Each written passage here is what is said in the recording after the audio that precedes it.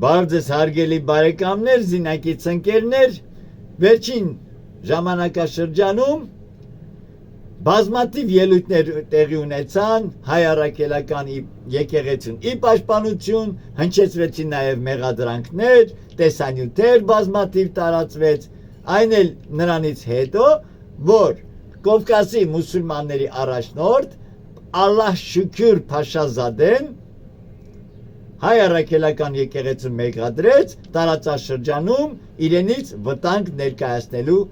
վերաբերյալ, որին անմիջապես չսպասեց Հայաստանի Հանրապետության իշխանության ներկայացուցիչը, անմիջապես հաջորդեց մեղադրանքը, սկսվեցին ոտուձգություններ, մեկնարկեց արշավ հայ առաքելական եկեղեցու նկատմամբ, որը հիմա մանիպուլյացիաների իրականացման շնորհիվ փորձում են ձևափոխեն, հասկացան, որ բռնվեցին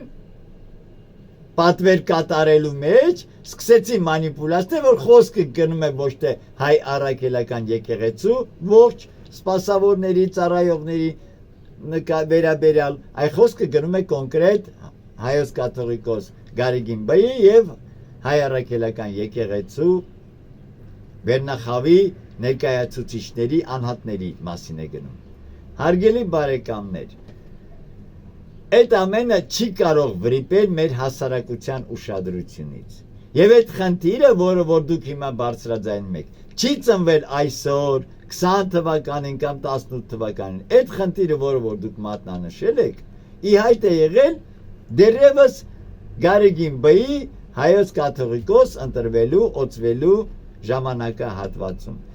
Այդ ամենը չէր կարող վրիպել մեր զանգվածային լրատվամիջոցների ուշադրությունից դեռևս 2000-ական թվականներին, երբ Գարեգին Բեն ստանձնեց հայոց կաթողիկոսի պարտականությունները։ Դա առաջինը։ Երկրորդ հարցը, ասուջի քտո, ովքեր եք դուք, որ մեղադրանք եք, դուք բոլոր ասպարեզներում պարտություն կրած իշխանության ներկայացուցիչներ եք։ Ձեր կողմից իրականացվածը ավելի դատապարտելի արարք է, քան հայ առաքելական եկեղեցու, եթե ընդունենք, որ նույնիսկ կանոնակարգի խախտում է տեղի ունեցել, եթե դնենք համադրենք, որն է ճիշտ։ 6000-ից ավելի զոհ տալու, տասնյակ հազարավոր մեր հայրենակիցներին վիրավոր ճանաչելու, հաշմանդամ դարձնելու, տնտեսության բոլոր ասպարեզներում պարտություն կրած, երկիրը ծնկի իջացրած վիճակ հասցնող իշխանության կողմից հնչեցվածը հայ առաքելական եկեղեցու հասցեին։ Եկեք համադրենք, ովքեր են դատավորները։ Խոսենք մեկնաբանողների մասին։ Խոսքը չի գնում fake ինդուստրիայի մասին, որովհետև վերջին 7 տարվա ընթացքում փորձ ենք ձեռք բերել, հայտնաբերել եւ տարբերել ով fake ինդուստրիայի ներկայացուցիչը, ով ինչ պատճառներով պատվեր կատարող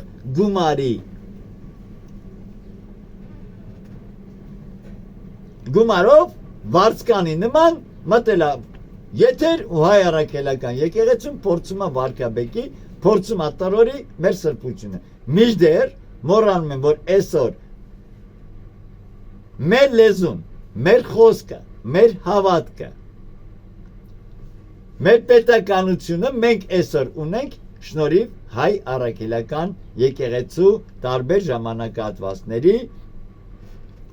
վերնախավի մեր քահանաների շնորհիվ։ Մենք հայոց գիր գրականությունը ունենք նույն եկեղեցու ներկայացուցչի գործունեության շնորհիվ։ Մենք ազգը պահպանել ենք հավատք ունենալու, հաղթանակներ ենք ունեցել եւ ունենալու ենք հայ առաքելական եկեղեցու շնորհիվ։ Հիմա դուք մեր սրբությունը փորձում եք տրորեք։ Այն էլ այն ժամանակ, երբ որ անթաքույց սպառնալիքներ են հնչեցվում մեր պետության գոյության վերաբերյալ։ Քրեական օրենսդրության մեջ մտցնում եք փոփոխություն, մեղադրանք հնչեցնելու,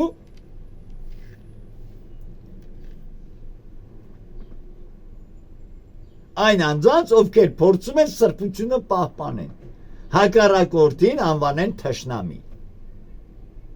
Բա եթե թշնամի չի, բա ով է, եթե մարդը հայտարարում է, ասում է, որ